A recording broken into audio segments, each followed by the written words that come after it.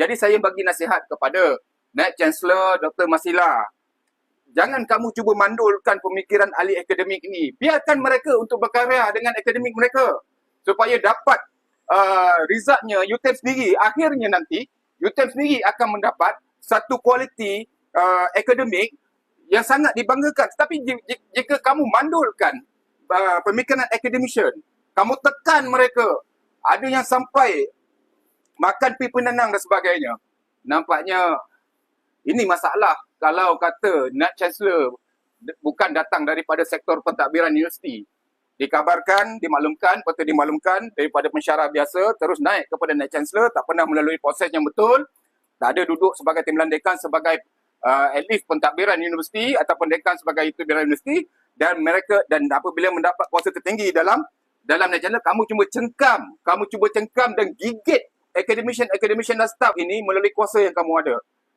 Manusia ada di atas, ada di bawah.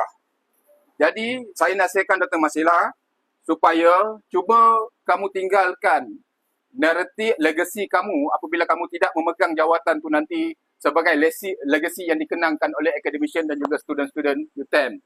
Jangan tinggalkan benda tu menjadi sumpah seranah sama ada orang akademik dan juga staf biasa ataupun student-student tu sendiri.